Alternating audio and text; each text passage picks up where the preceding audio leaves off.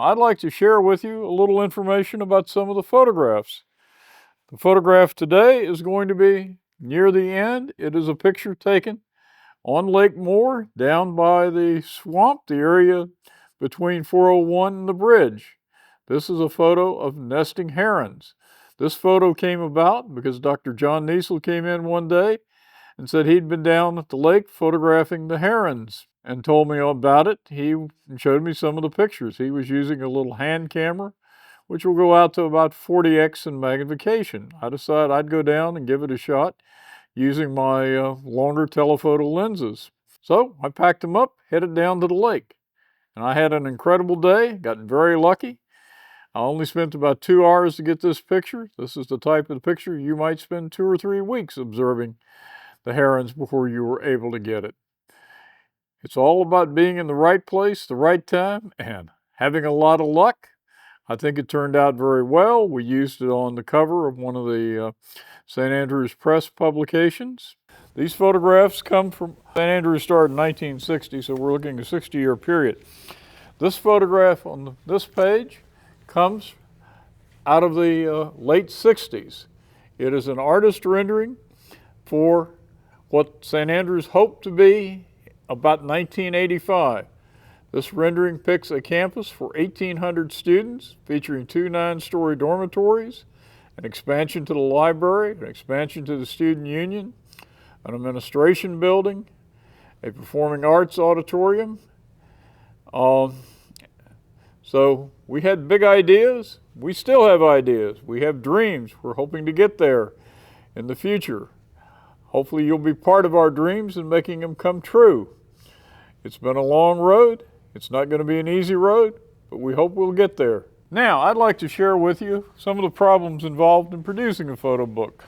One of the problems you have is how do you get non-digital material into a digital format? We turn to our archives for negatives and transparencies. For younger people who don't realize what a transparency is, those of us back in the 60s, 70s, even the 50s, called them slides. It was a popular way of sharing your vacation information.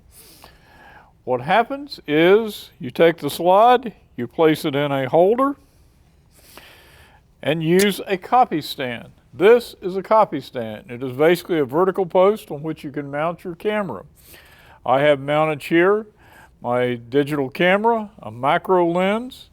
One of the things that's important in copying is make sure the camera is level. Otherwise, you may find portions of the picture in focus and out of focus. The macro lens enables you to focus close up on things and fill the frame. If you don't have a macro lens, you can consider close-up lenses or extension tubes as an inexpensive way to compensate. You'll also need a light source. The light source, if you're doing color, needs to be a color-corrected light source so your color is correct. For this, the slide, we're using a negative holder, a slide holder from the old and larger days.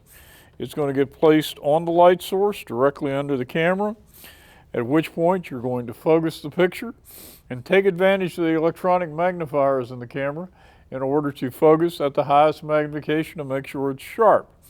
And I recommend using manual focus and not autofocus. When it comes time to take the picture, the best choice is a cable release. Make sure you don't get the cable in front of the lens. Press the cable release. If you don't have a cable release,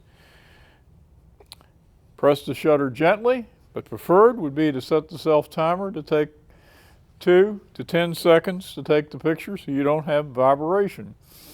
If you have a mirrorless camera now, you may want to consider using the electronic shutter to avoid the vibration of the mechanical shutter. And off you go. You use that method for slides. It's a similar method for negatives. This is a negative holder designed for strips of film. Slide in the negative, move it to the center. Center your image in the aperture. Place it on the light source. Remember to turn the light source on, and you're ready to take a picture. Now the advantage of a holder like that is you can copy all frames on the film, by simply sliding the negatives through. You don't have to take it out, reload it in the holder each time. If you're working with flat material, printed photos, you would use the base of the copy stand. You'd have lights mounted at a 45-degree angle on each side to avoid reflection. Focus it up, click it, just as if you're doing the negative. Why this method of copying? It's fast. If you were back in the year 2000 or early 2000s, scanners were the #1 way of doing it, simply because cameras in those days did not have the resolution of today's digital cameras.